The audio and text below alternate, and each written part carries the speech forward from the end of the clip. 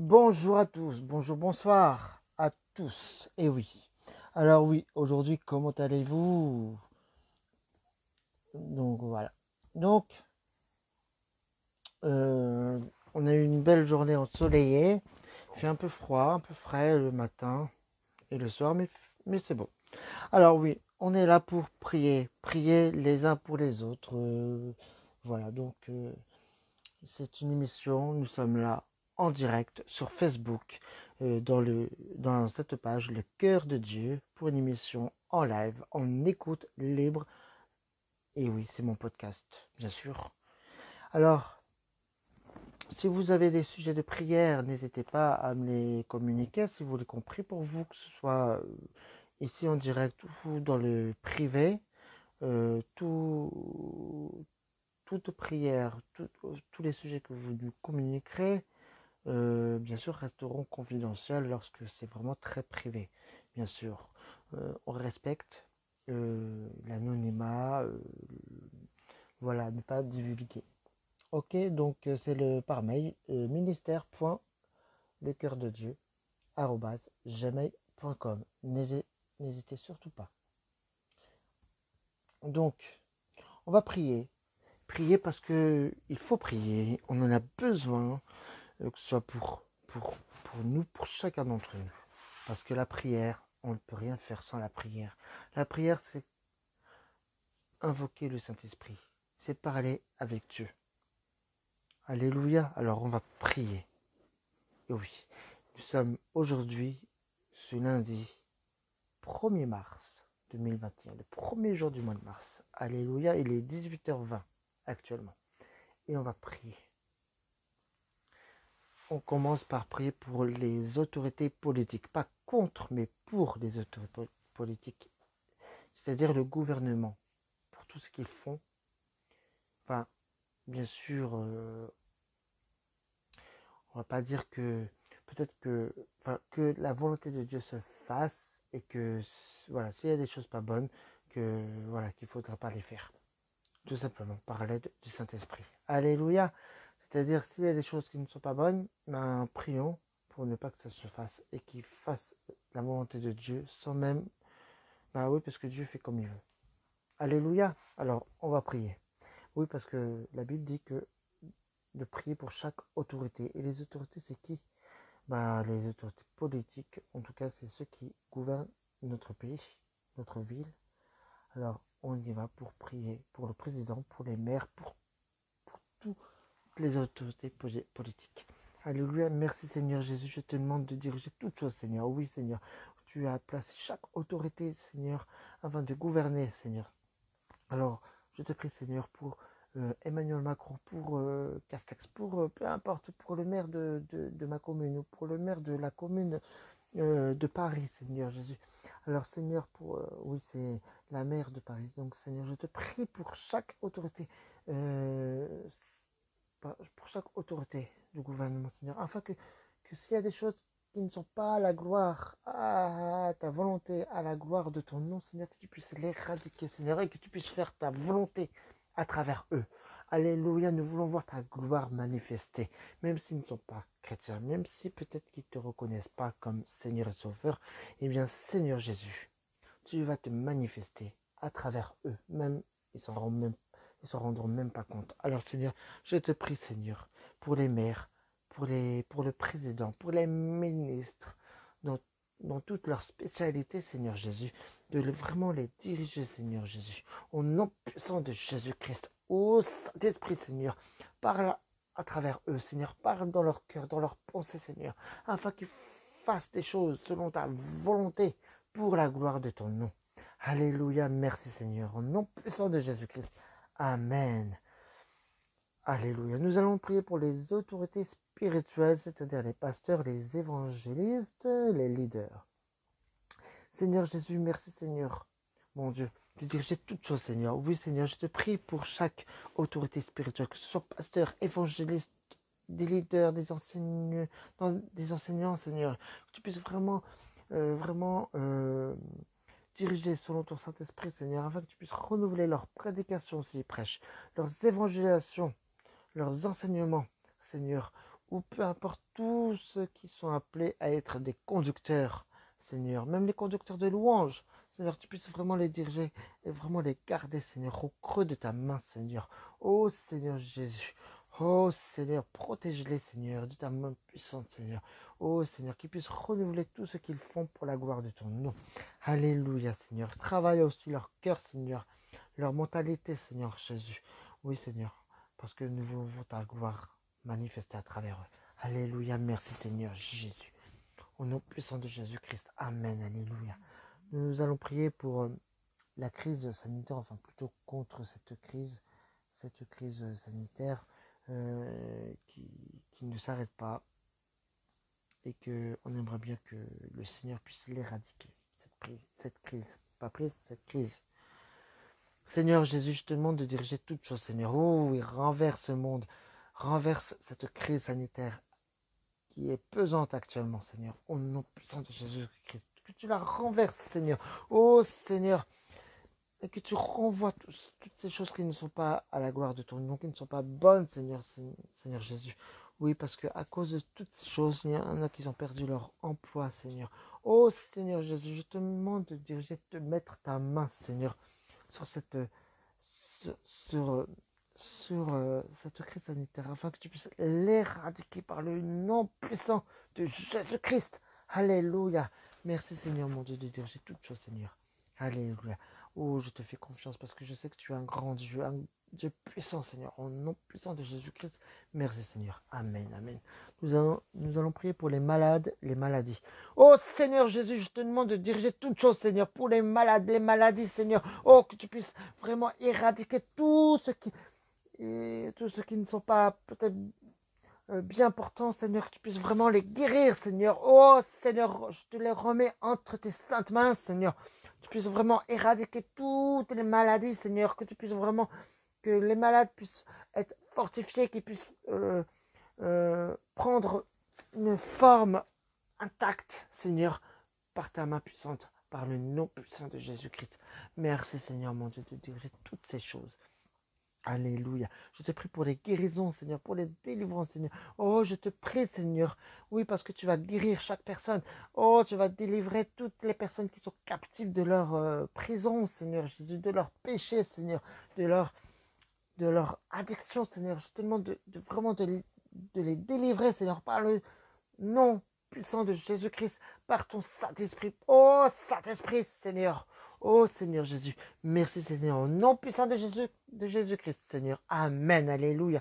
Nous allons prier pour les âmes perdues qui se perdent de jour en jour et que le Seigneur puisse les ramener vers lui.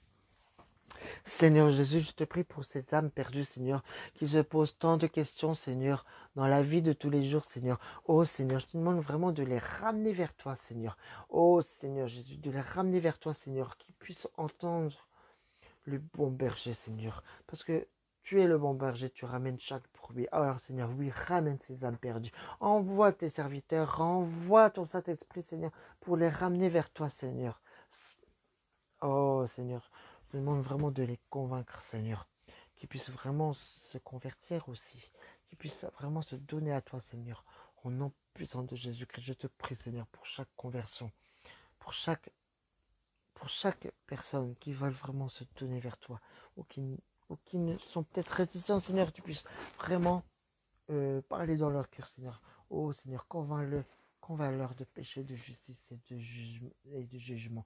Oh, Seigneur, parle-leur dans leur cœur. Révèle-toi à eux dans leur cœur, Seigneur. Au nom puissant de Jésus-Christ. Merci, Seigneur. Amen. Alléluia.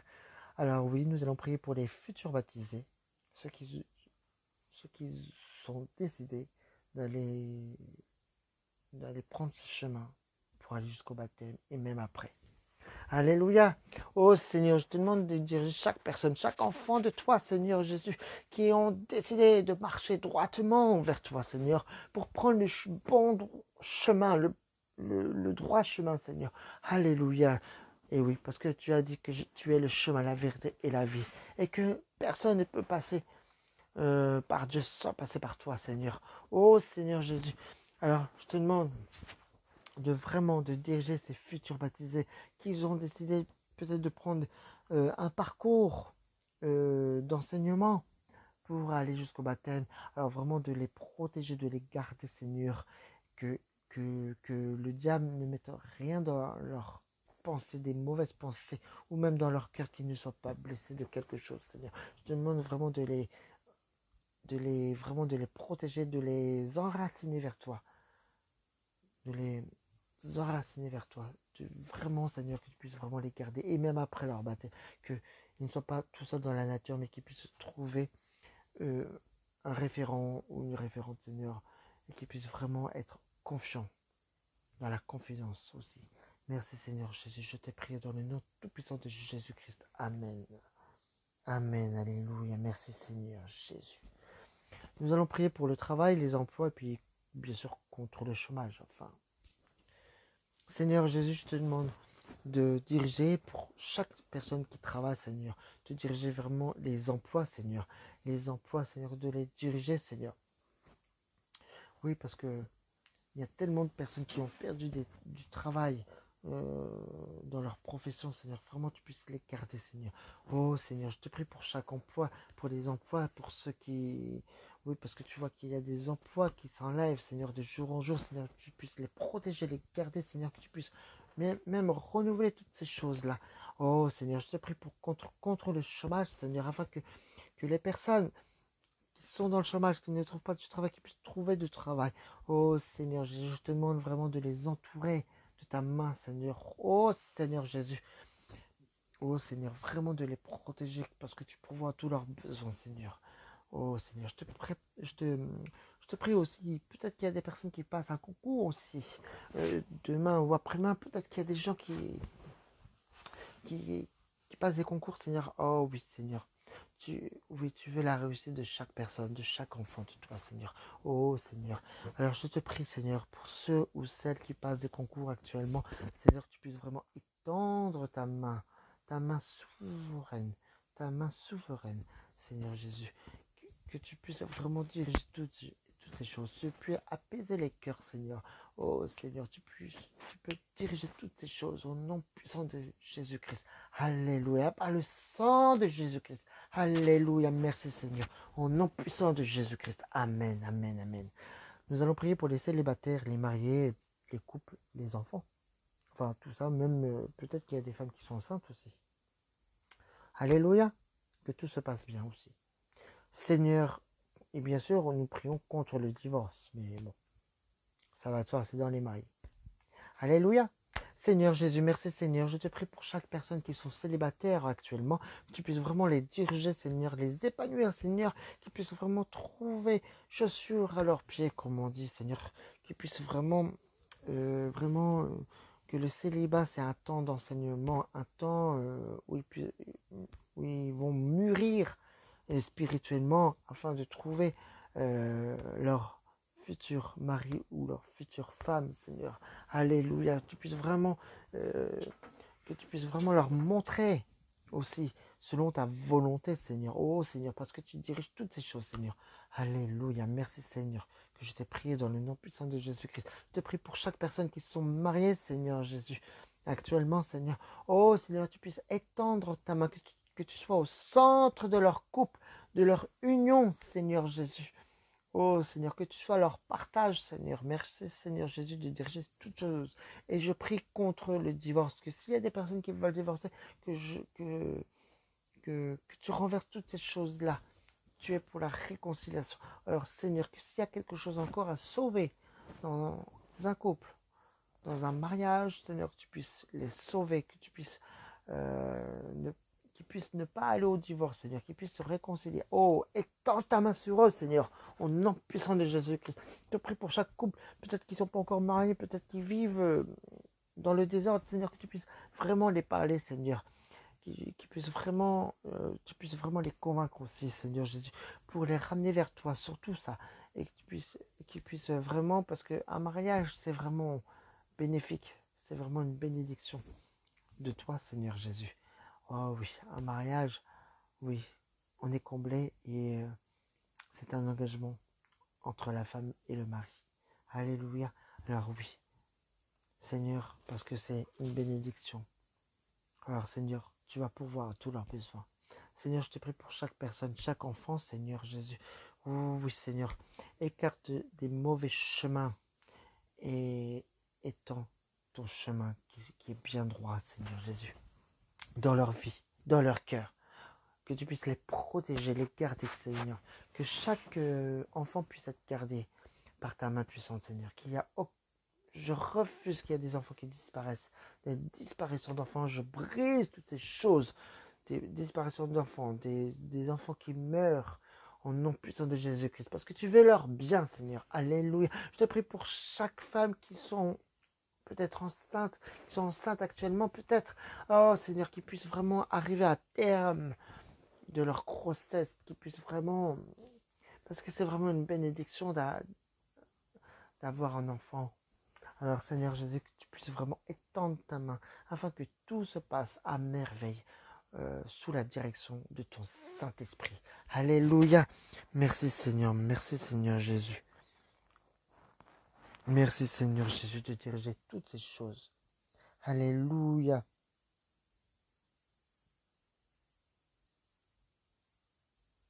Merci Seigneur Jésus de diriger toutes ces choses. Alléluia. Merci Seigneur. Ah oui, je t'ai prié dans le nom tout-puissant de Jésus-Christ. Alléluia. Merci Seigneur. Amen. Amen. Alléluia. Merci Seigneur.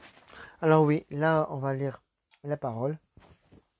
On va lire Jean au chapitre 8. La suite de la dernière fois. La femme adultère. Jésus se rendit au mont des Oliviers, mais dès le matin, il revint dans le temple et tout le peuple s'approcha de lui. Il s'assit et se mit à les enseigner. Alors les spécialistes de la loi et les pharisiens amenèrent une femme surprise, en train de commettre un adultère. Ils la placèrent au milieu de la foule et dirent à Jésus, « Maître, cette femme a été surprise en flagrant délit d'adultère. Moïse, dans la loi, nous a ordonné de lapider de telles femmes. Et toi, que dis-tu » Il disait cela pour lui tendre un piège, afin de pouvoir l'accuser. Mais Jésus se baissa et se mit à écrire avec le doigt sur le sol. Comme il continuait à l'interroger, il se redressa et leur dit, « Que celui d'entre vous qui est sans péché jette le premier la pierre contre elle. » Puis il se baissa de nouveau et se remit à écrire sur le sol. Quand ils entendirent cela, accusés par leur conscience, ils se retirèrent un à un, à commencer par les plus âgés et jusqu'au dernier. Jésus resta seul avec la femme qui était là au milieu. Alors il se redressa et ne voyant plus qu'elle, et lui dit, « Femme, où sont ceux qui t'accusaient? Personne ne t'a donc condamné ?» Elle répondit, « Personne, Seigneur. » Jésus lui dit, « Moi non plus, je ne te condamne pas. Vas-y, et désormais ne pêche plus. » Jésus, la lumière du monde. Jésus leur parla de nouveau et dit, « Je suis la lumière du monde. Celui qui me suit ne marchera pas dans les ténèbres, mais il aura au contraire la lumière de la vie. » Là-dessus, les pharisiens lui dirent, « Tu te rends témoignage à toi-même, ton témoignage n'est pas vrai. » Jésus leur répondit, « Même si je me rends témoignage à moi-même, mon témoignage est vrai, car je sais d'où je suis venu et où je vais. Quant à vous, vous ne savez pas d'où je viens ni où je vais. Vous vous jugez de façon humaine.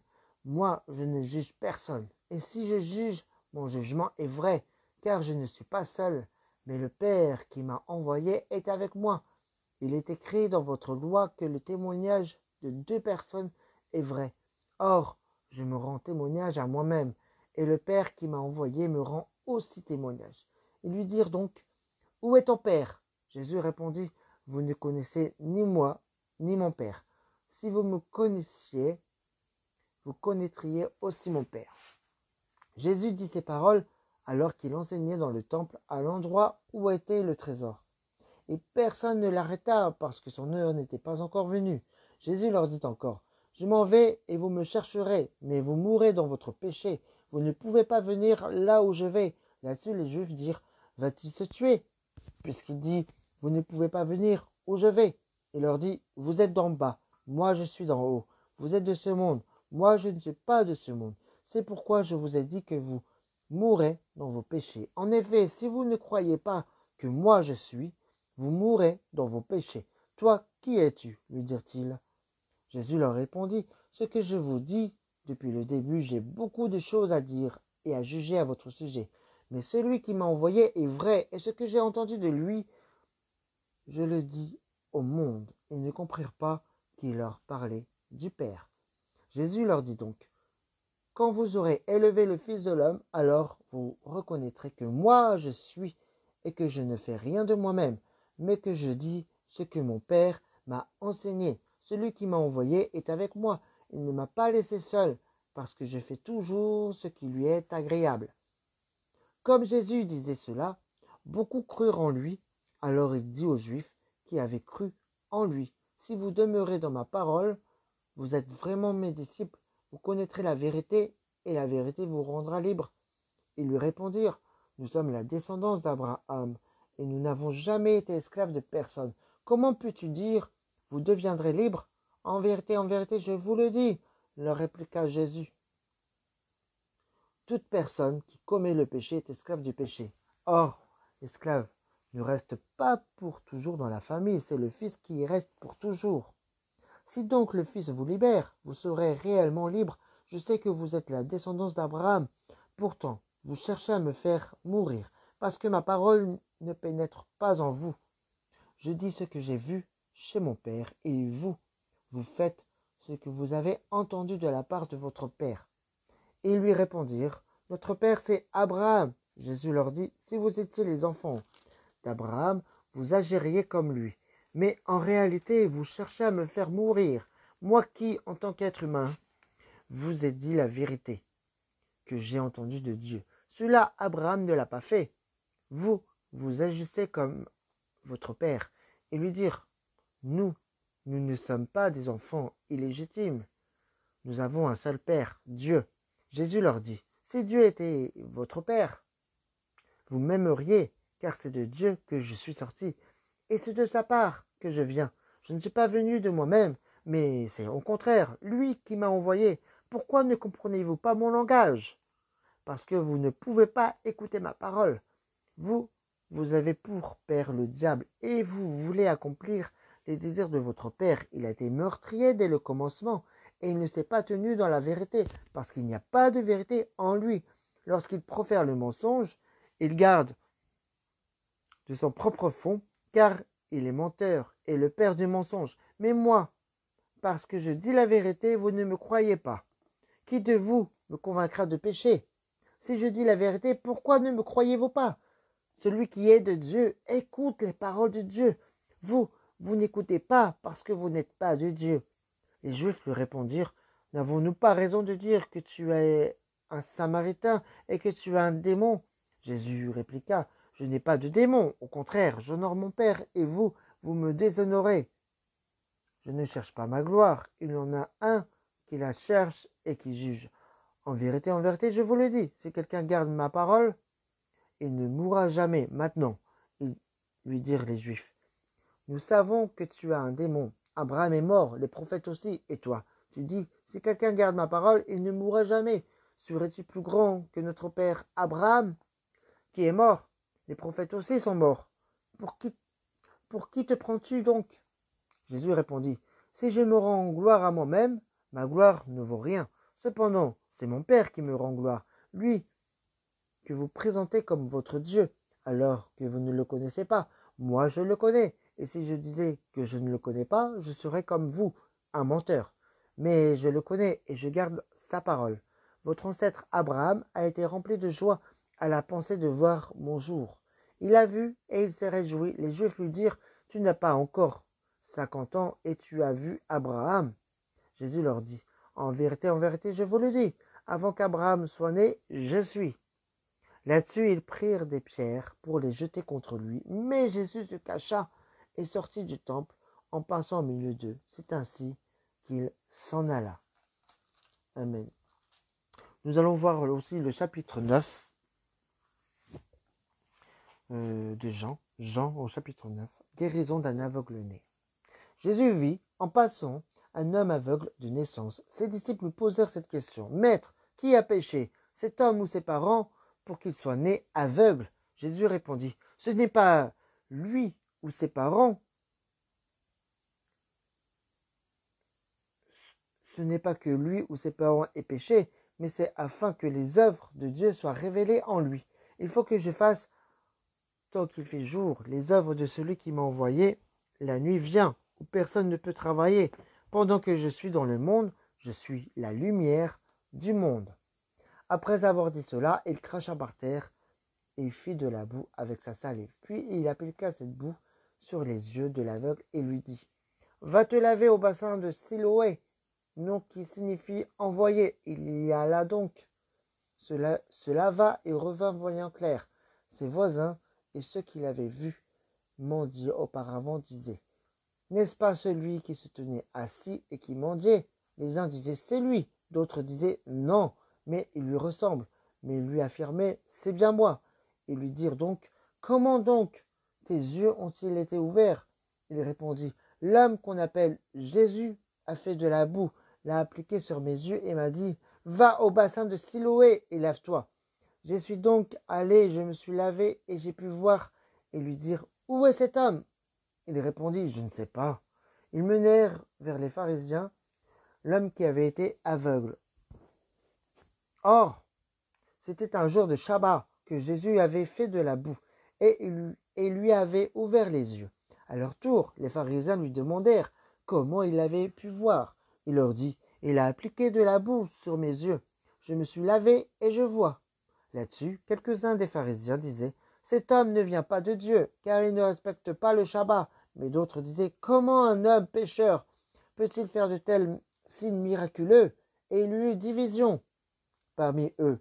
Ils dirent encore à l'aveugle: Toi, que dis-tu de lui, puisqu'il t'a ouvert les yeux? Il répondit: C'est un prophète. Les Juifs ne voulurent pas croire qu'il avait été aveugle et qu'il voyait désormais, avant d'avoir fait venir ses parents. Ils les interrogèrent en disant: Est-ce bien votre fils que vous dites être né aveugle? Comment donc se fait-il qu'il voit maintenant?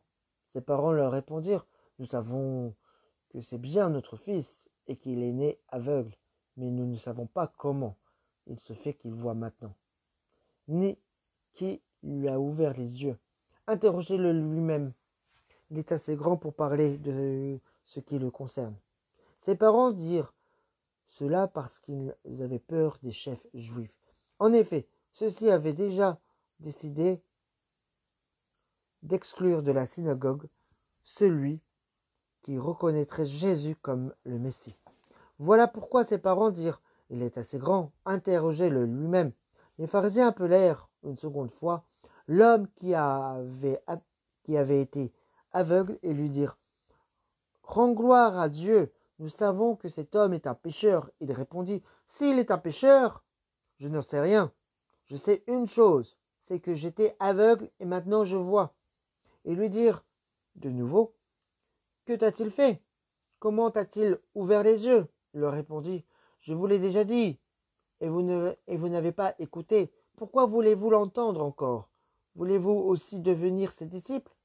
Ils l'insultèrent et dirent: C'est toi qui es son disciple. Nous sommes disciples de Moïse. Nous savons que Dieu a parlé à Moïse, mais celui-ci, nous ne savons pas d'où il est. Cet homme leur répondit: Voilà qui est étonnant. Vous ne savez pas d'où il est, et pourtant, il m'a ouvert les yeux. Nous savons que Dieu n'exauce pas les pécheurs, mais qu'en revanche, si quelqu'un l'honore et fait sa volonté, il l'exauce.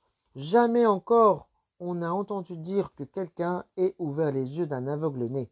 Si cet homme ne venait pas de Dieu, il ne pourrait rien voir. Ils lui répondirent: Tu es né tout entier dans le péché et tu nous enseignes. Et ils le chassèrent. Jésus apprit qu'il l'avait chassé. L'ayant rencontré, il lui dit: Crois-tu au Fils de Dieu? Il répondit: Et qui est-il, Seigneur, afin que je croie en lui? Tu l'as vu, lui dit Jésus, et celui qui te parle, c'est lui. Alors il dit: Je crois, Seigneur. Et il se prosterna devant lui. Puis Jésus dit: Je suis venu dans ce monde pour un jugement, pour que ceux qui ne voient pas voient, et pour que ceux qui voient deviennent aveugles. Quelques pharisiens qui étaient avec lui entendirent ces paroles et lui dirent: Nous aussi, sommes-nous aveugles? Jésus leur répondit: Si vous étiez aveugles, vous n'auriez pas de péché. Mais en réalité, vous dites: Nous voyons. Ainsi donc, votre péché reste.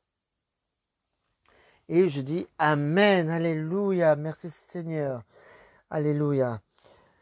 Et oui, donc l'émission va toucher à sa fin. On va garder pour le chapitre 10 pour la prochaine fois. Et oui, nous allons écouter une petite chanson. On va se quitter avec cette magnifique chanson que j'aime énormément. C'est pour la gloire de Dieu. Et oui, donc c'est bien sûr... c'est Empathy. Que ton règne vienne. On l'écoute.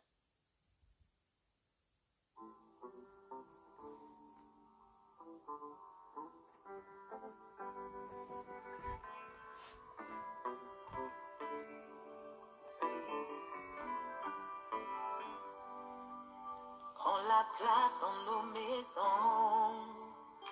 Prends la place, Seigneur. Quand toutes saisons tu nous conduises. Retire nos désirs de cette confusion qui dans le péché nous enlise. Que ton règne vienne dans nos vies, ô Seigneur.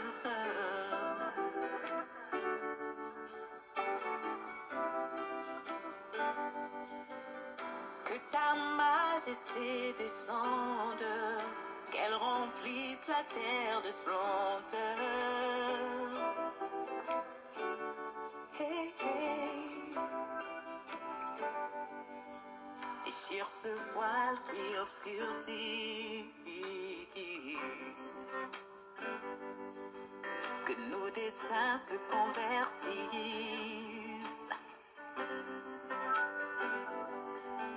Que notre volonté s'efface et plie.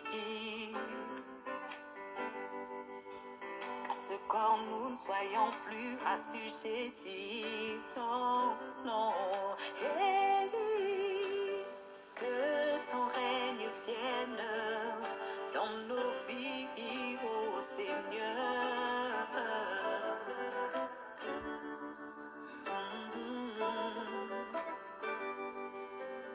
Que ta majesté descende, qu'elle remplisse la terre de splendeur.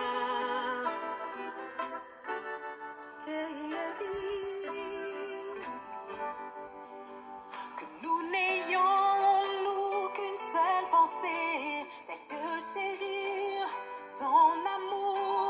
Le reste de nos vies sera passé à te préserver toujours.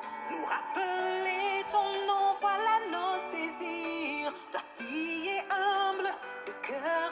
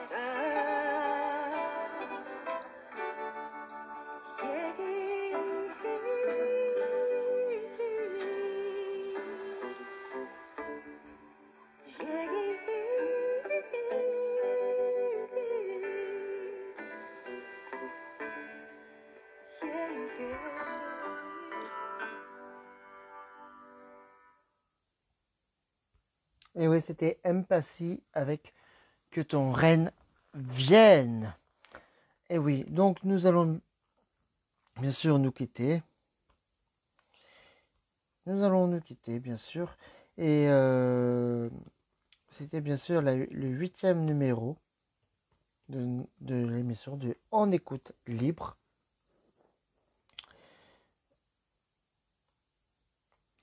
C'était... Voilà. Donc, on va se quitter. Mais avant, je vais quand même prier pour clôturer. Seigneur Jésus, merci Seigneur de diriger chaque personne, Seigneur.